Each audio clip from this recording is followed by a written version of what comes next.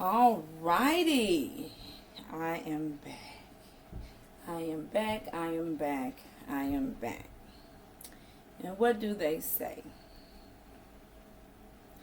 They say art imitates life. I'm about to believe it, so I creatively rhyme. See, I'ma tell you like it sure enough is. I'm the red-headed gypsy with some goddamn sense. I left my home in Texas, headed for the Frisco Bay. I've been resting my bones, watch the tides roll away. Pimps, pimps, pimps, pimps patrol the scene. Hippies, hippies, hippies. Hippies hiding the brain. It's all kind of people doing all kind of things. What works for you may not work for the next man. I'ma tell you like it sure enough is. I'm gonna give it to you straight. It's coming straight from the heat. You're watching Southern Redhead Red Fox Reviews. Enjoy the commentary, but pardon my views. And while you're at it, hit the subscribe button. I know you will agree. I'm messing up tonight. Man, that's all on me. We're going to get back to that. Yes. You are watching Southern Redhead Red Fox Reviews. Enjoy the commentary, but pardon my views. And while you're at it, hit the like button. I'm sure you will agree. You may as well subscribe, and thank you for touching bases with me. That's it. Yes. I have come to see my subscribers. How y'all doing? Yeah, y'all got me live and in color. What I just sang? I'm the red-headed gypsy with some goddamn scenes. Got my scarf on. That's why I put that in there. I'm quick to put on my scarf. Y'all gonna find out. Well, again, thank you for joining me. Tonight I am going to review Force, episode 4. Again, Force airs on Stars Sunday nights at 7 p.m. So if you have not watched the series, the episodes up until 1 through 4, you can always do that on Hulu. Hopefully you have the app, or just by any means that you can find it. But be sure to tune in so that you can get a better and a full understanding of my reviews. And also, I want to make the disclaimer that if you do this long enough, they tell me, sometimes you ain't going to get it right. It's going to be sometimes, okay? So, what that means, any of your opinions, any of your views, anytime you want to engage with me, make sure that you comment. Of course, I'd love for you to subscribe and hit the like button, but just comment. I will engage with you, and we can have some quick banter about the episode or even what I've reviewed. So, just want to let you guys know. I look forward to that too. So, let's begin. Whoa. So, along the way, since I've been reviewing Force, there are some things. Again, I love information. I love history. I love finding out things, okay? I'm one of those people. If I don't know something, I'm going to tell you. What is that? I'm gonna soak up everything that someone has to gain information and knowledge. And I was unaware, and I know I've made mention of that, of the term yardies.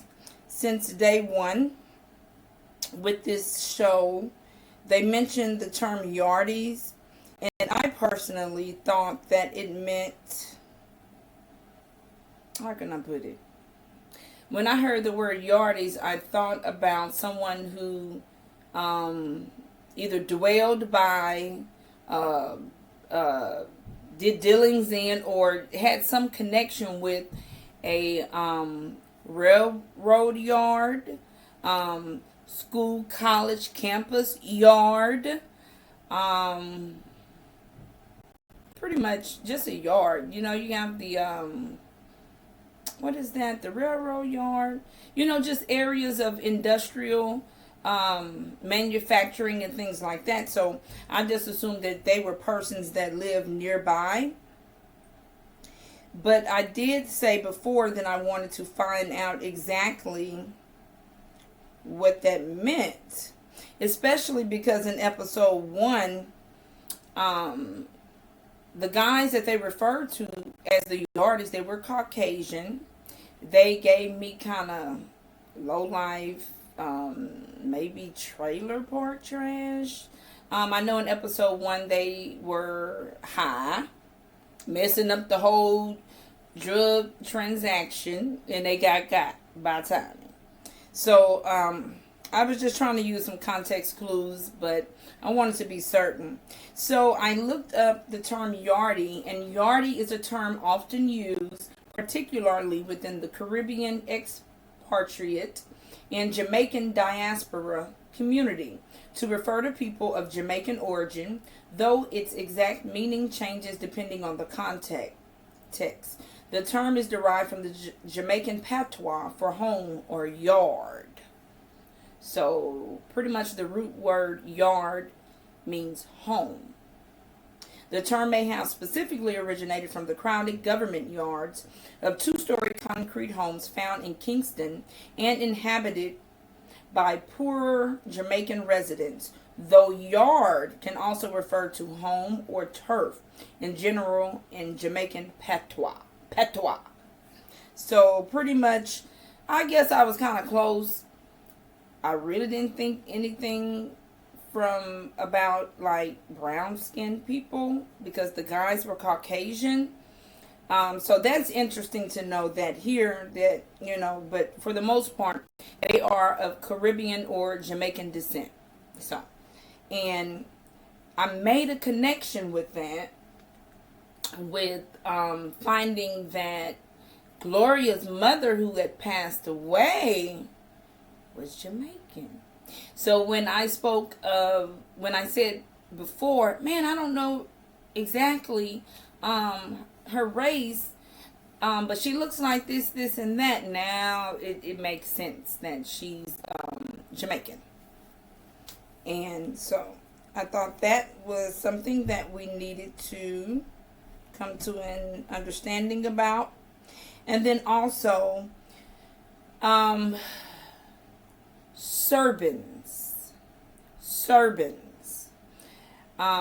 They use a lot of that word, and so I wanted to make sure that I was accurate on that. Actually, I wanted to look it up because I was thinking, using context clues and just understanding the pronunciation of the word and the spelling of it, I was thinking somewhere along where Russia, Soviet, over there in those lands. Because the connections with Serbans had to connect with the power show in which Ghost was alive. So they came in contact with the Serbs, which is the, I guess, shortened slang for Serbian. So they are important in this show as well. So I want to read that. So Serbian, Serbian, Serbian organized crime or Serbian mafia are various criminal organizations based in Serbia or composed of ethnic Serbs. So that's why they call them Serbs. Okay, so I was correct. In the former Yugoslavia and Serbian diaspora. So Yugoslavia, Russia. Not so sure because I did look it up on the map and it wasn't very close to it wasn't close to Ukraine. It was closer to Hungary and another country. So, but it's over there. So I was kind of close, and what we're facing in these times with the war. So I was, very interested on finding out exactly who they were and where was their homeland. So the organizations are primarily involved in smuggling arms trafficking, heists, drug trafficking, protection rackets, and illegal gambling.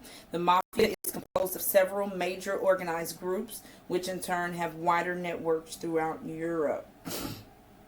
So, I don't know if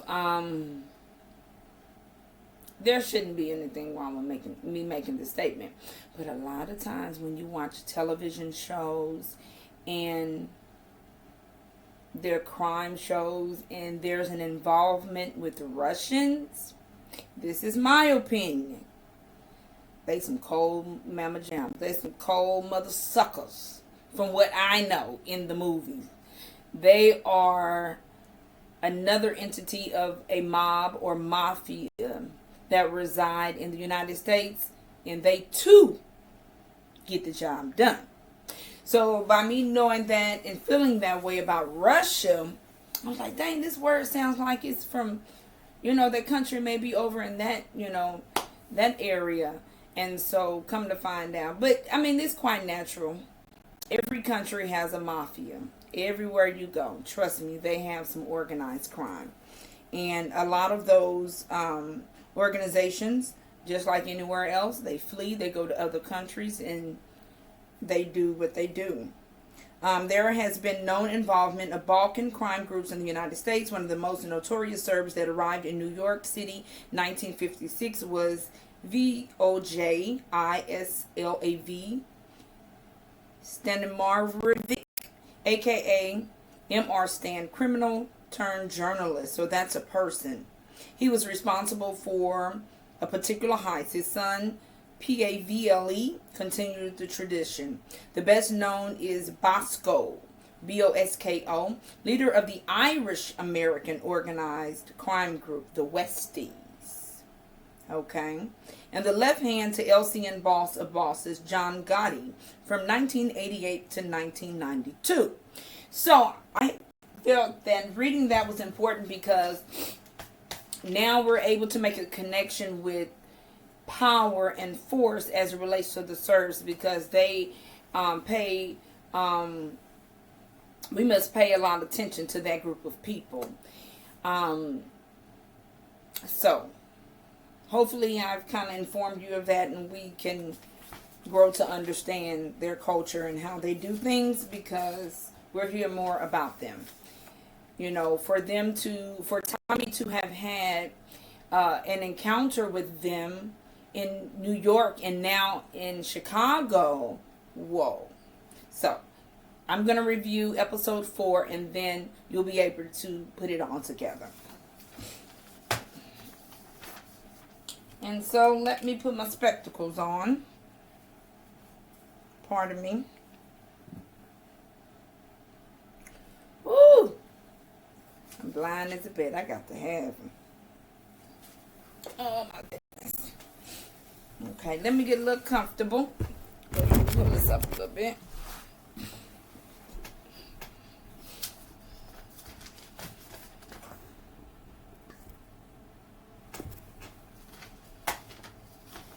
All right. So, again, this is episode 4 of Force, and it's titled Storm Clouds. So, as the episode opens, we find that Gloria and Tommy, they're having sexual relations at her home, and pretty much it just goes to show, they're attracted to each other in that way, and hey, that's one thing we know. And so, it then goes to the barbershop, okay? Remember in episode 3, Jannard and Diamond had that fight at the boxing center to see who would be the head officially in agreement of CBI, okay? So, at this time, Jannard and his partner, his homie with the dreads, they enter into the barbershop. And his homeboy is really nervous. He's like, man, why we up in here, man? What we doing here, So he's under the impression that if Diamond were to catch them there, it wouldn't be a good thing. And why are we even here? He feels uneasy about that. So one thing that I noticed about this partner of Jannard's is that he's observing everything, and plus he's around all the time, so he sees the dissension, he sees the disagreements, and he's also a listening ear of Jannard. He was concerned about being there while Diamond wasn't present, and Jannard states that so at that time, Jannard goes in on like, man, the reason why I wanted us to be here is that when he arrives, it doesn't look suspicious, that we're coming versus us being here and then he comes. And so he begins to think about, his life and all of the things that he wanted to do. He wanted to go to college, but unfortunately he didn't. I can imagine probably at that time it was when Diamond went to jail, and so he didn't go to college, and he stayed and he ran CBI. So he had plans for college, and instead he put in a lot of work, and he refuses to let Diamond take his organization.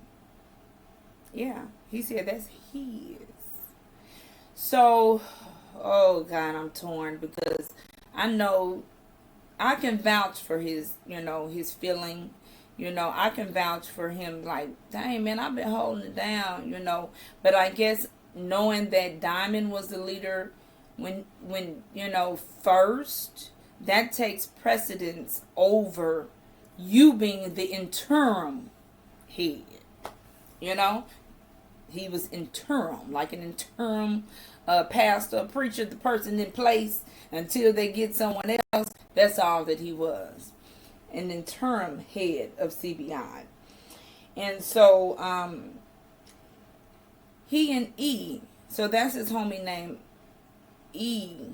I'm not so sure specifically of his name. So he like, man, but it's going to be back my organization, I promise you, one way or another. And E, I need you to set it off. Because I'm the only one, you the only one that I trust. E, you going to hold it down for me? He says yes. So then and there we find that Jannard has plans on doing something. And I mean, naturally, if Diamond is the head and you talking about you want your partner to set it off and it's going to be yours eventually, then it appears, and it is underhanded. Some sneaky, So right then and there, I just don't like all that, because all I can think about, as long as the two of you have dissension amongst each other, then that can create a problem for Diamond, and ain't no telling where this could go. And your brother just got out of jail, so everybody need to think smart. I mean, come on, we're dealing with criminals and things like that. So it's just real. That's low down, man. So right now I'm kind of beginning to not really like his character and his role. So Jannard asks his little homie to get, so then comes in the little homies. So we have two partners. They've been there, the ones that came in before Strap when Tommy came to the shop. So there's a lighter skinned one with the dreads, and then there's the other guy. So he comes in, the lighter guy with the dreads, and so they're talking, and Jannard asks him to get a ton of soldiers, some smart ones. So he's like naming out, man, jump man, so and so, man, oh boy with the I'll be in mama. He's like, man, she's albino. I thought that was so funny. I'm very fair skinned, I know it. I'm full African American, and I'll never forget, growing up when I was little, the kids used to be like, "Are you albino?" And then I had red hair too. Shoot. Man, so I understand that. So a lot of people think everybody that's real light skinned and fair is albino. But he didn't even know the word, so Jannard had to let him know. I thought that was kind of funny. But anyway, he said, but I need some smart soldiers. And he was trying to, name them off aloud. And then Jannard just said, you know what? You just bring them to me, and I'll get to their mind. So there's going to be, I guess we can say, a little manipulation there. And a great takeaway from that is that when we think about criminals and crime and gangs, there's always a head. Okay. And this was very important to me to observe this. And I've often heard about it, that you have these young men in the streets, young boys, 18-year-olds, even under 18, they look up to the big homie in the hood, especially if they fly, got cars and jewelry and hoes and all this and that, or that are notorious and known. But they are so impressionable. They're impressionable. And they can be misled. And so when Jannard say, I'll get to their mind, man, they be preying on them young cats. They be preying on them. While we sitting up here have issues with the fact that these youngsters are doing certain things, they are actually trying to please another man that's, in a superior role. Maybe, from the absence of a father or just in general. And it's like, man, we already battling crime and, all of these killings and things like that. And to know that people will manipulate the youth or the youngsters who they know are fragile, who they know are weak in a sense. The minds may not be developed even, much. That they will take advantage of the opportunity to control them in a criminal way. So anyway, he wants him to get that and that. So from there, I didn't know what he was talking about. What you need him for? I know you ain't finna run down on your brother. See, you getting I don't know what you got up your sleeve, but see, you might be getting out of hand. So then, Liliana,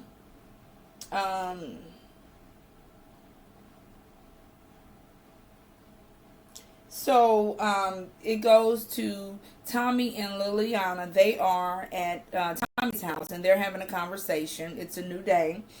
And so Tommy's trying to figure out his little power moves, how he finna woo-to-woo, bust his moves, what he gonna do, woo-woo-woo.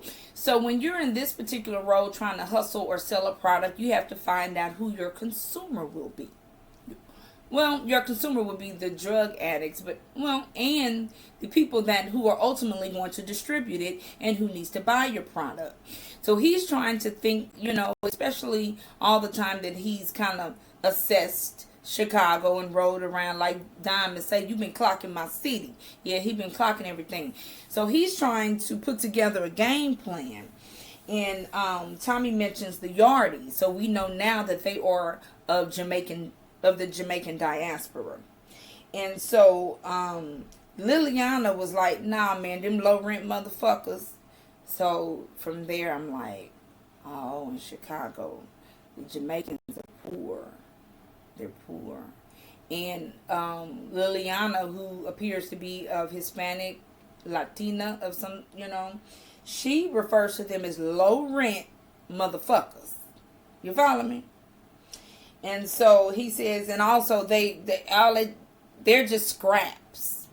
So everybody views the Yardies as low rent, poor, and just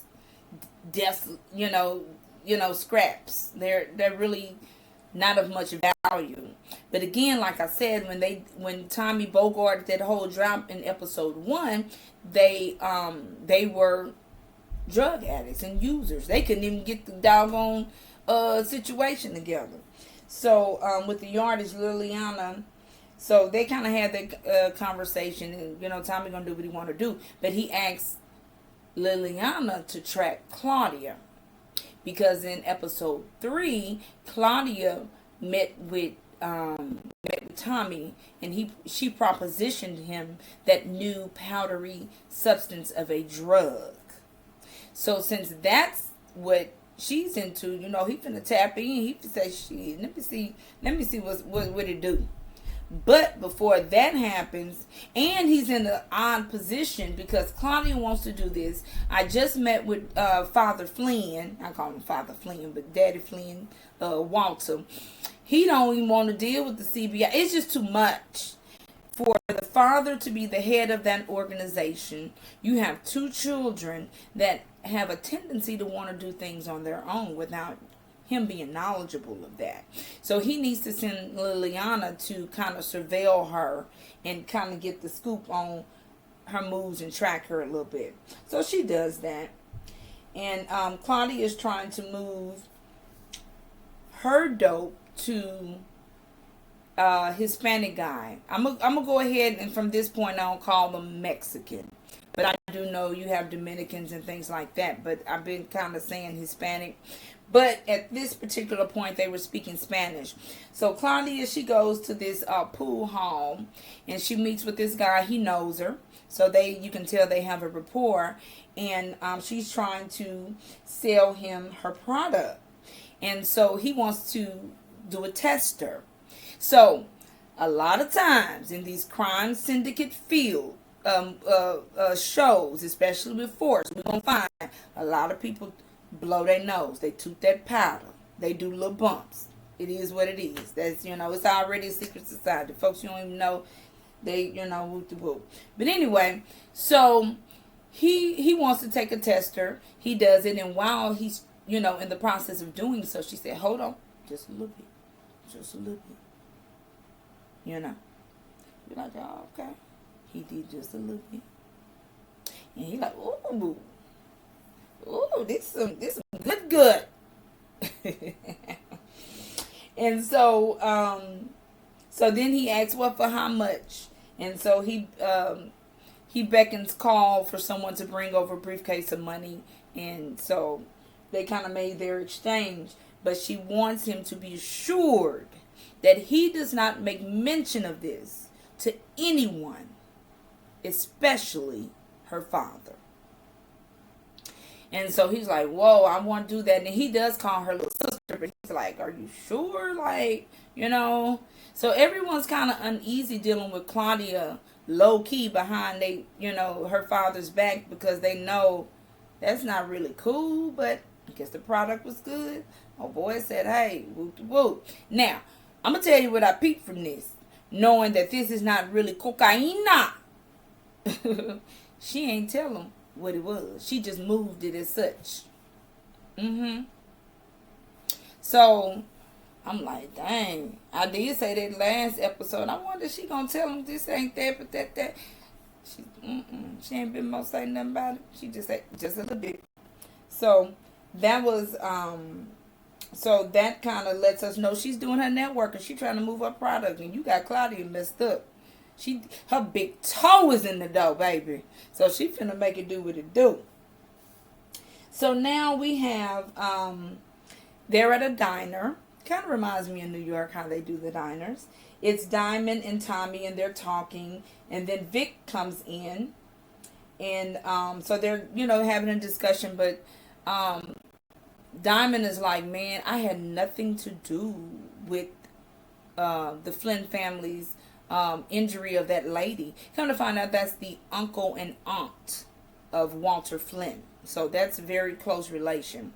So they're talking about that, and he's not fond of the fact that he accused him. And man, that ain't cool. That ain't even player, man. I ain't had nothing to do with that. And it is what it is. And so in comes Vic in the midst of all of this. And so of course he comes in, and they're shocked. And they kind of have a little low intro. It was, like, don't sit down yet. Because your people think my people did something to your people, and it's false. And I need to hear something. And, he kind of apologized and said, I believe. And no, that ain't y'all style. That ain't y'all style.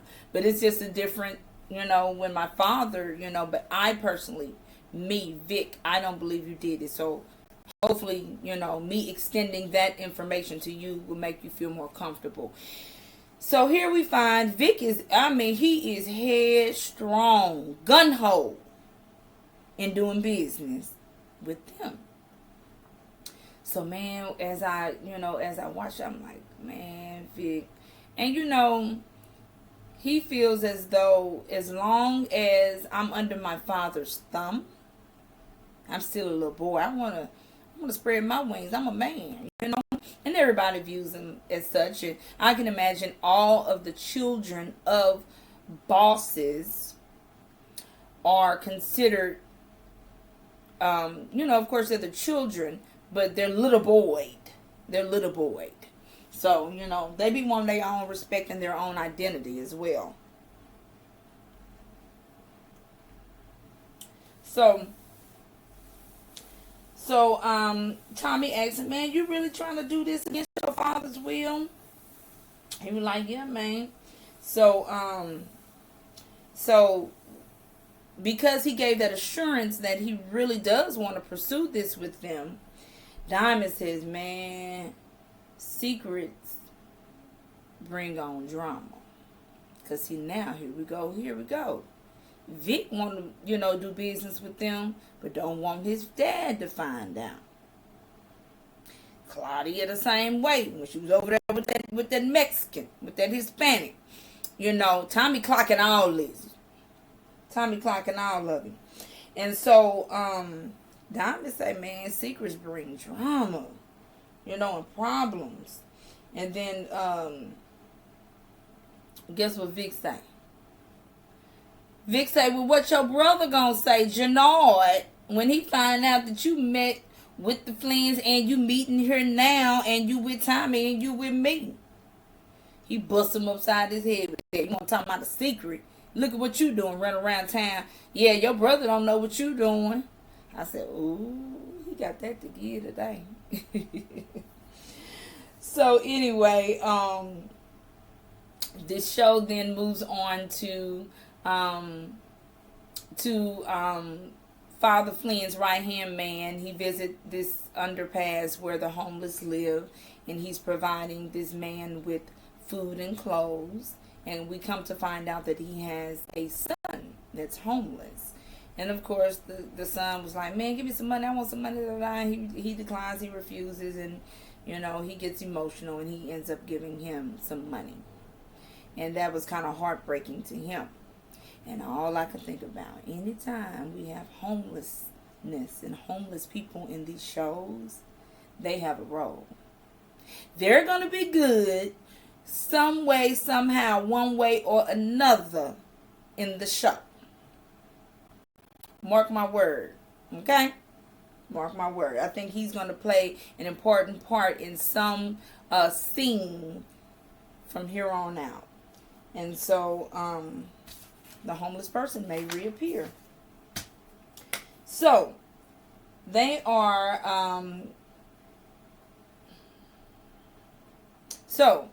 from the diner, they have the discussion. They're trying to figure out ways to move product and how they're going to do this, and that. Tommy is headstrong again about the yardies.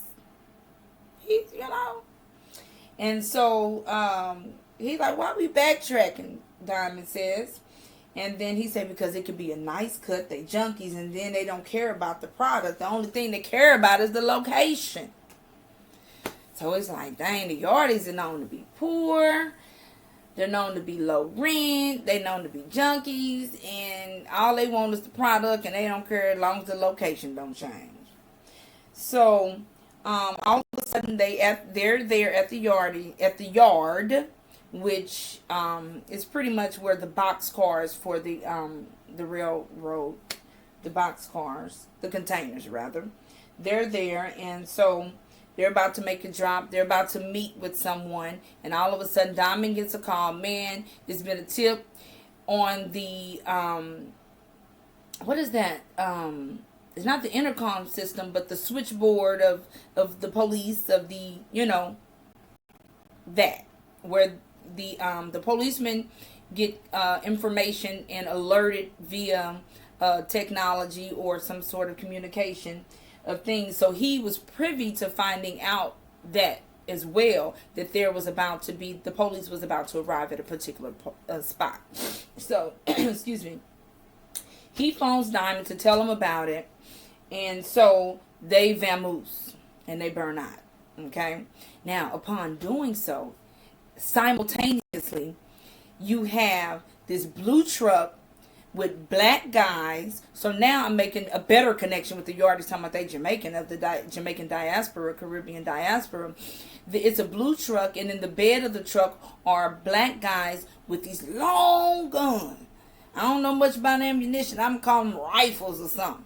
But for the most part, I'm sure they was something a little bit fancier or whatever. So they all in the bed of the truck. They got them all up and all this and that. And they spin in and they veer to the left, whereas Diamond, Vic, and Tommy are to the right. And behind them is the policeman.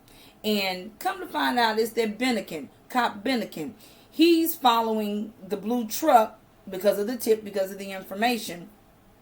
And he sees, Diamond sees Bennikin, the cop that he met episode 1, that stopped by to say, I heard you was in town, and Diamond offered him a cut, and he said, no, I pay my own tab.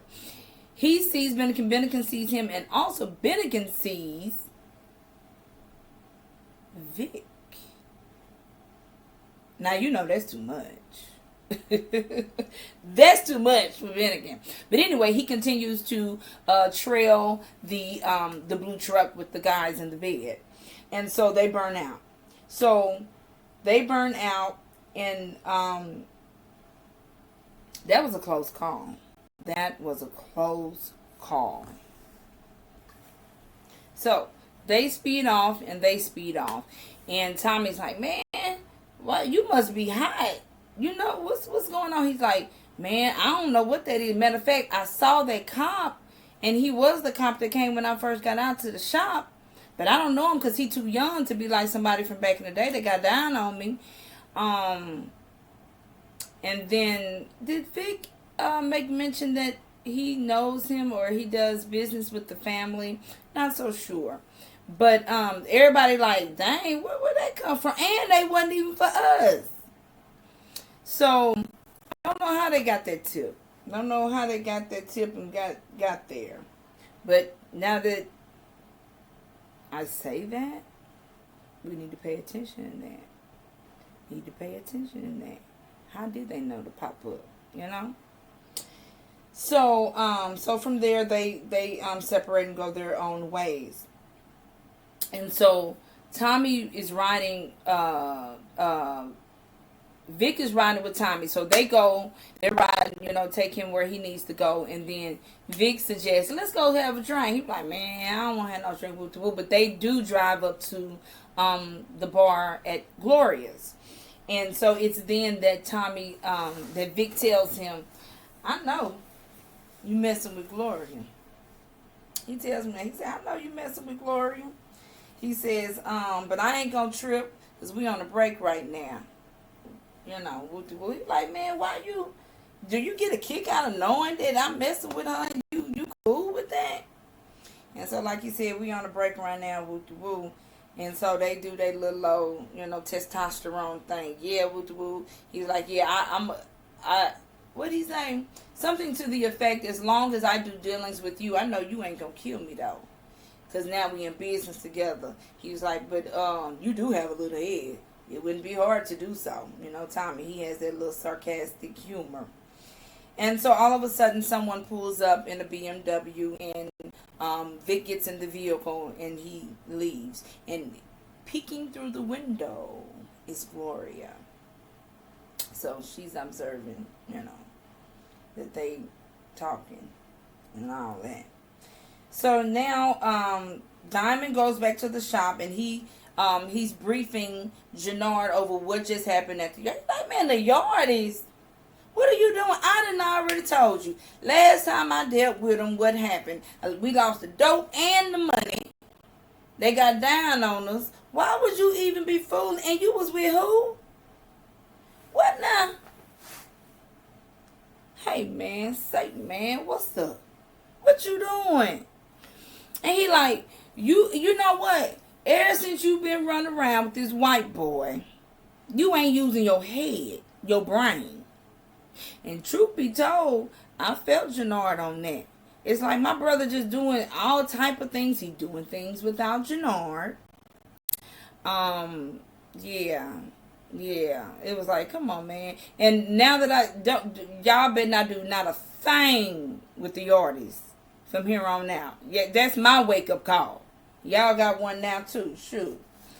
So Jannard says that, you know, he's been making bad decisions. So Father Flynn Walter, he finds out about the about them, about Tommy, Diamond, and Vic, and he goes at the Yardies. So I'm wondering if the cop informed Father Flynn because he's on their payroll. And so yeah, so Father Flynn, now no, my son was with them. So he goes to the bar, and he tries to let him know, you need to stay up off my son. My son, ooh, this thick, heavy accent. I love it when he talks though. He like, you ain't nothing but an old renegade. You better stay off my son. And woo woo woo. And so he lets him know, it looks like your son want to be down with me. Trust and believe, I ain't the one hunting your son down. So he does throw that out into the universe to let him know, you need to think twice about hollering and talking to me about what somebody do not need to do. You need to be hollering at your son. And so also Father Flynn is talking to Vic about it as well, and his thing is this. I'm not a man if I run off with Gloria, and I'm still a boy if I stay with you. You know what I'm saying? So if I choose to do my own thing, I'm not a man as it relates to Gloria. But if I stay with you and do things as you want, I'm still a boy. So I have nothing to lose, but I mean, god dang, you know what I'm saying? I am a man. So and Father Flynn, he paused, and I can tell it resonated with him. And so Tommy goes into the bar, and then he tells Gloria, we're going to have to break it off. And I was so glad about that. I didn't want to see no whole show about two guys beefing over no chick. And I just wasn't ready for all that. I wasn't ready for that. Even though I know that that Tommy does like African women and Caribbean women and things like that. So, because he's from New York. So he breaks it off, and then Walter, like I said, he visited the barn. They spoke about leave my son alone. He say, there will be shit brought. He said he'll bring a shooter to your head. So now he's threatening him, back up off my son. Point blank, period. And I do mean that. He said that he had that to give. Back up off my son. That's all I got to say. I'm going to bring the shooter to your head. Like I said, he had a heavy accent. He's talking about that shit. That shit. How you say it? You talking all that shit. Shit. So, yeah. He's Irish, and it's heavy. So, moving along. Liliana has been abducted. Okay? She's been abducted. And, she's been abducted. She's at home. Tommy and them been doing their thing. She's been abducted. And guess who it's by? I already told you. It's another criminal organization in town. The Serbs. The Serbians. Over there in Europe somewhere. Yeah. They posted up in America too. Namely, Chicago. And so, rest assured, somebody came looking for that dope. In a major way. Okay. So she's been abducted. They come to the house, and she's rather relentless, and she tries to fight back, and she declines this, and that. And so in the end, she agreed that she would return their dope. She texts Tommy to tell him that she texts Tommy, in terms of the meeting spot, and she suggests via the text what she means, which is bring the dope. But she uses the term and bring ghost. Okay? So, she's being abducted and transported from one place to the next, but then the scene goes to Tommy finally gets to meet his brother's daddy, which means his brother's daddy that messed with Kate, his mama. So, yeah, we finally get to meet him, and his father is a character. Okay? He's a humdinger. I tell you that, he's a humdinger. So they all sitting there, they reminiscing, talking about this, and that. Tommy trying to talk to him and replying this and that, and it's not going over too well. Not with JB Daddy. But for the most part, they're sitting there and they're talking in Kate, the grandmother's home. They're talking. And all of a sudden, Tommy gets the text that Liliana just sent. Pardon me. So Tommy gets the text, and then he quickly exits, and he makes an excuse that a water busted in his place. And so he didn't tell what he was leaving for, but he made sure that he vamoosed.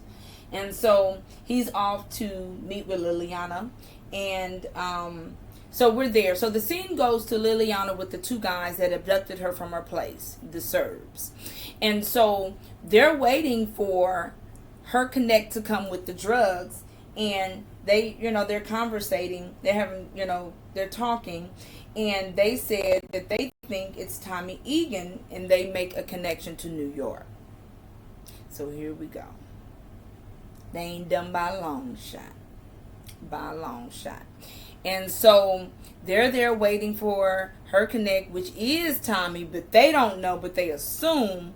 And while they're sitting there, Tommy rolled up like a thief in the night. On his tippy toes. And he off one of them. And Liliana sitting in the back seat. And she stabs the guy in the neck, in the jugular. I would say the jugular. I think that's the vein in which you will pass away. So so that happens there. So that's another close call. Thank you. So they get out of that situation. Close call. And so at that time, I guess instantly when you do things like that, you always got to check for identity. You got to check pockets. And what I've seen also, sometimes you got to get their ammunition and take it or ditch it, or you just got to clean up, or you got to get all the info, the money, the dope, whatever it is, you got to get it. So they went into Tommy went into the pockets and found the identification and found out that they were Serbs. And he asked, "Did you know that they were the Serbs?" And she was like, "No, I didn't know." "Are you kidding me?" And she assures that she didn't know that they were Serbians. And so he was like, "Okay, go ahead and do what you got to do." And then so they make their rounds in the car and so forth. And so they say, "Man, Tommy, I already know. This crime organization, this criminal organization, they're going to come. They're coming." And he already suspects that they think and they know that he's associated with it. But keep in mind, this ain't Tommy Dope in the first place. And Liliana is the one with that. So now that we go on back, Liliana, since you used to work for Ghost Name in New York, did you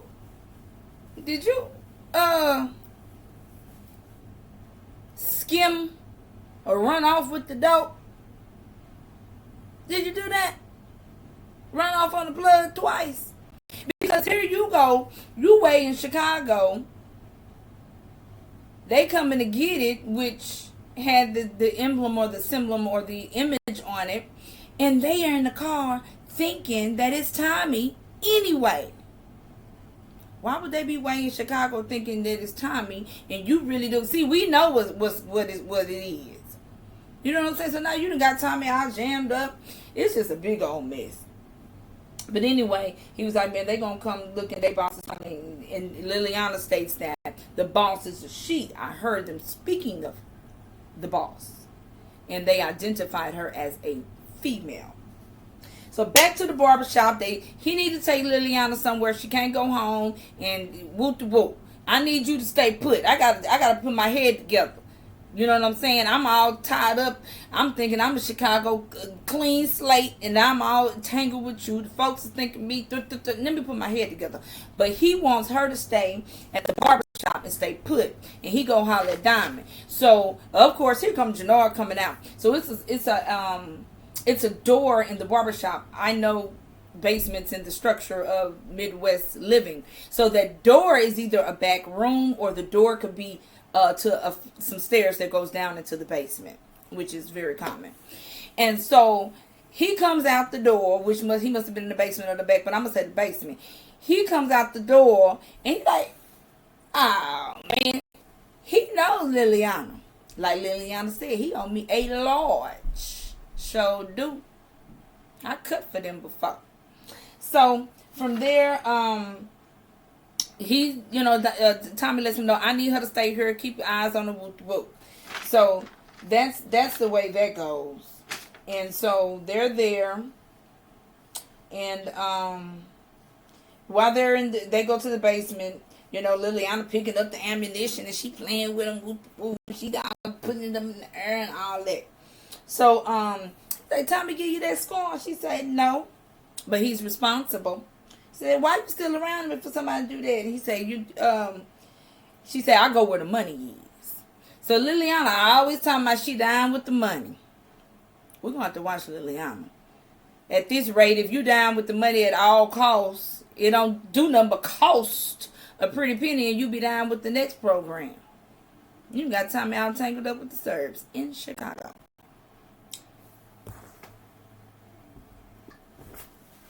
So pretty much for the right price, I tell you. So plus she want her 8 large back.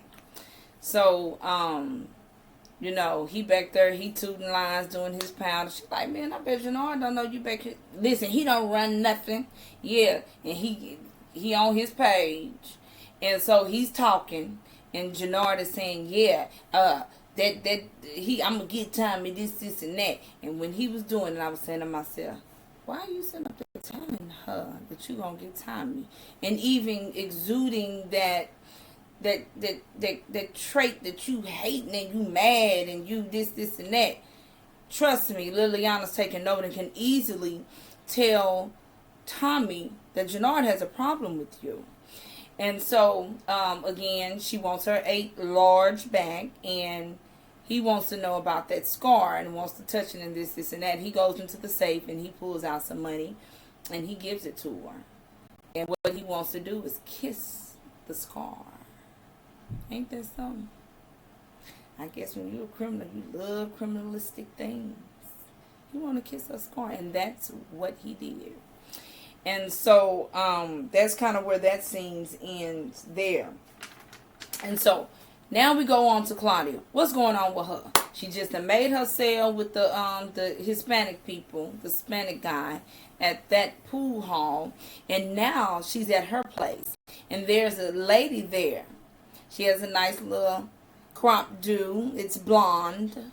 Her face is beat. She has on her rouge and her red lips. And she walks in and she speaks rather eloquently. And she says, ooh, I know you enjoy living here. You can always tell about a person's taste and their aesthetic. And she's, admiring Claude's penthouse. Claude trying to get straight to the chase. Yeah, would you like a drink? Yeah, you're going to need one. And so pretty much this particular person is the person that is the chemist. The chemist. And so, why am I here? Well, excuse me. So, she says, you have the secret sauce. Secret sauce? So, she's playing it very smart. I can imagine so. Someone speaking of something that's illegal or that I'm truly not aware of or shouldn't even be discussing, especially with you because I don't know you. I'm going to decline every answer at ignorant or, like I don't know what you're talking about. And so she says, in fact, you only know how to cook Dahlia. She says, Dahlia. So I'm not sure if that's her name or a specific term that's used in Irish for a particular person or if her actual name is Dahlia. She says, Dahlia.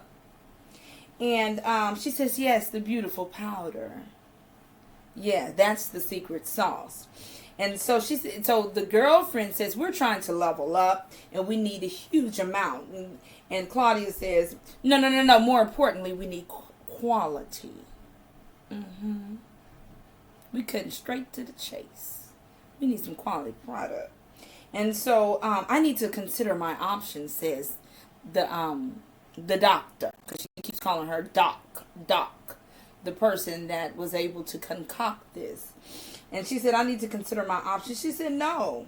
We have copies of your hard drive. We have the documentation, your signatures, not to mention my gal will testify in court against you. So they cornering her, blackmailing her to ensure that she continues to cook the product and concoct it so that they can have a product to hustle. And so, like I said, they keep calling her doctor. So they testing her. They testing her, they're letting her know.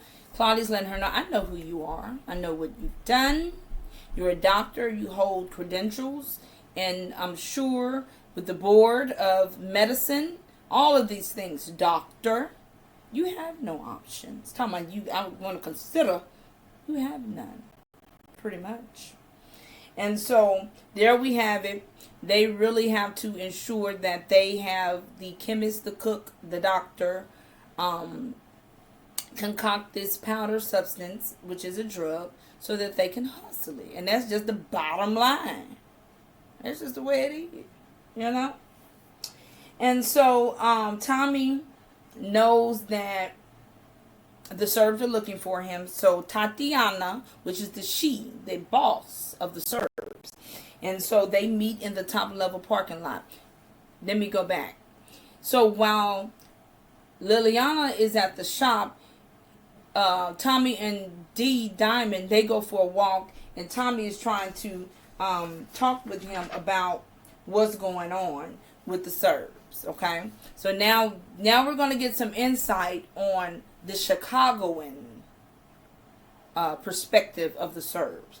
So Tommy is saying we need to cut off the snake. He said, "What's your play, man? What's your play?"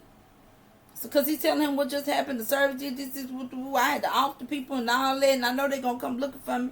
Whoa. He said we need to off the snake. He said I want the pipeline. You got the coke.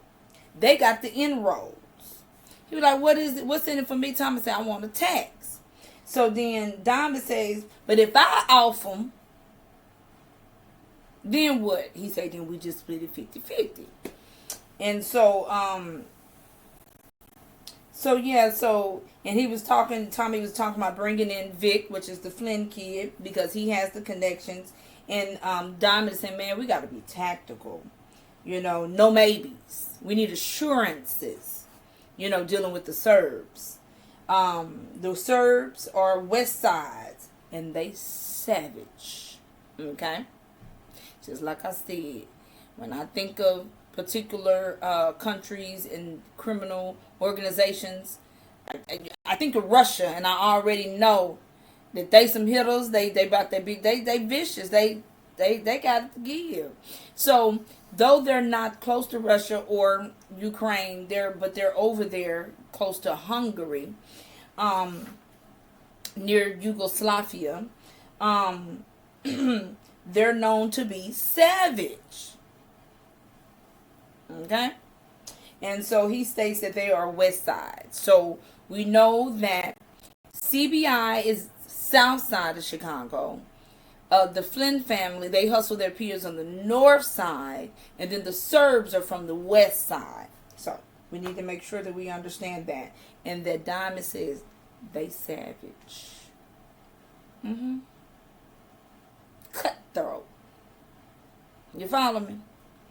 And so Diamond says, to conclude this meeting, this banter, I can't rock with you on this one. Diamond got good sense enough. I ain't finna mess with them. I ain't got it to give today.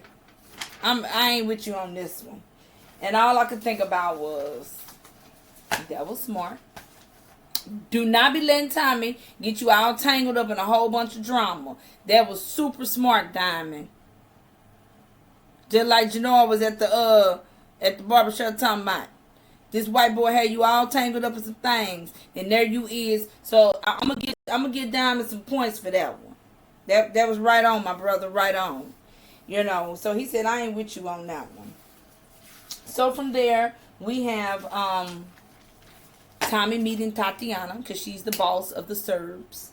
And so he's there to bring the product to make amends. She wants Liliana, but ultimately, she like, before she meet with Tommy, she like, a broad, a female, one girl, one itty bitty girl can make all of this happen. 2 of her men's done been hit. She's dumbfounded. Yeah, I would be too. Like, how in the world? What? And so they meet, and they meet at the top level. It appears to be like a top level of a parking garage where there's no ceiling. It's the sky.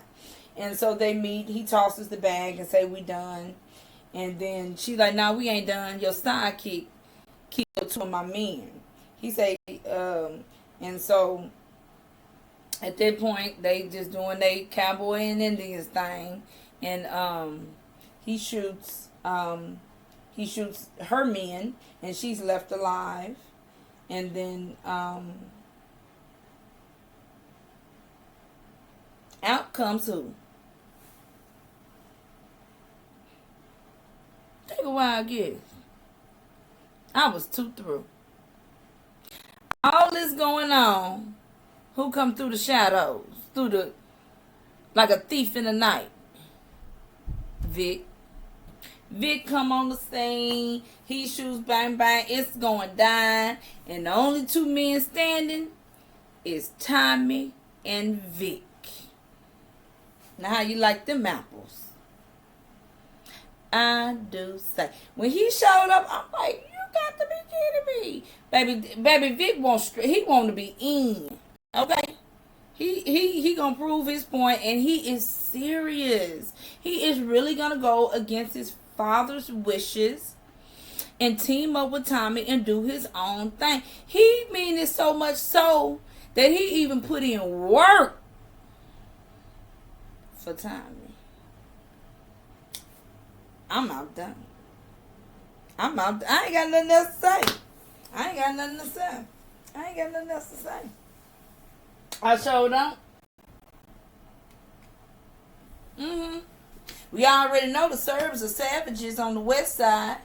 And Diamond didn't want even fool with the whole situation. And here comes Vic. And he puts in that work. He did that.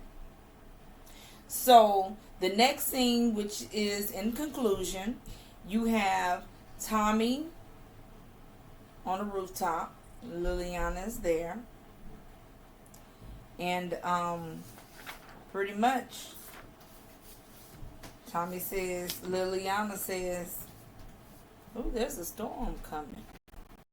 Tommy say, it's already here. It's already here. Just like that. And all I can think about was, man, they sure didn't know what they was doing when they titled this episode Storm Clouds. Because there's always a calm before the storm. But however, when the clouds come, the storm is coming. Okay? The storm is coming because there are clouds. And so, the big takeaway from this is that the Serbs, their bosses and Tatiana's bosses, they're going to come. And now that is a sure opponent.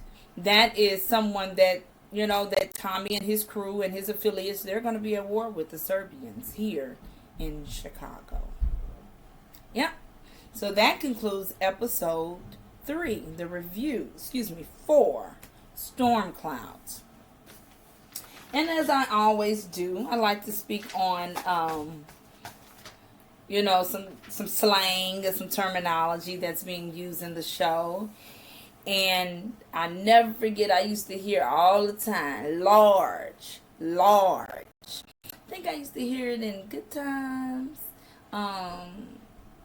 Back in the 70s, they used to use the word large. And that's what Liliana told Jannar, you already owe me 8 large. You already owe me 8 large. So 8 large means, because she told Tommy 8,000. So large must mean 1,000 or a large amount of money. Okay? And it can be any amount, but it's a paper. Okay? So I like that little terminology. And then also,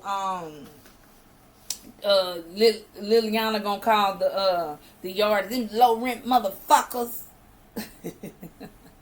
So pretty much they're poor. They're poor. Low socioeconomic status. That's what they are. And the other figurative speech that I liked and enjoyed was something with the level up. When Claudia was meeting with the Dr. Dahlia, the girlfriend said, we're trying to level up. So level up means, how would you phrase that? How would you define that? Leveling up. Let's say, I'm about to level up. You better level up on the mop. Let me see, level up. That means,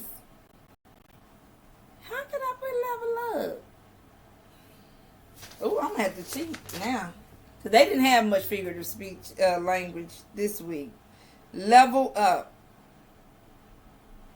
Other than get to the bag, get to the money. But doing something, or being in a position where you enhance your opportunities. Yeah. Leveling up. Being in a position where you are attempting to enhance your opportunities and outcomes. I got that to give. Being in a position where you are about to enhance your opportunities and outcomes. That is leveling up. We're going to level up. That's it. And that's what Claudia and her girlfriend meant. We finna put ourselves in a position where our outcome going to be where we going to get a whole bunch of money large. We're going to level up. So again, this concludes episode 4, Storm Clouds. I hope you enjoyed my review. I really, really do. I really do appreciate you guys for tuning in and watching my reviews. I would love to engage with you guys. So if you comment, you can rest assured I will reply.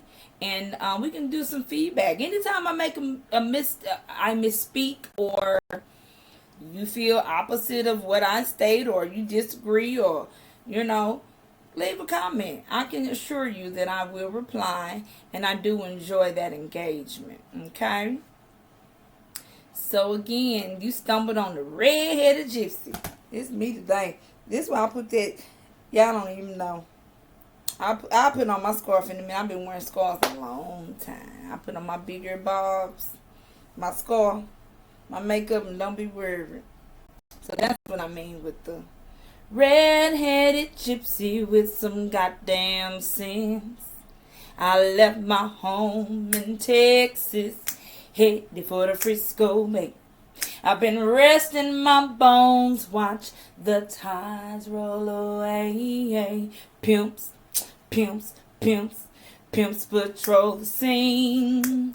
Hippies, hippies, hippies, hippies hiding the brain. It's all kind of people doing all kind of things. What works for you may not work for the next man. I'ma tell you like it sure enough is. I'm gonna give it to you straight. It's coming straight from the hill. You are watching Southern Redhead Red Fox Reviews. Enjoy the commentary, but pardon my views. And while you're at it, hit the like button. I'm sure you will agree. You may as well subscribe. And thank you for touching bases with me.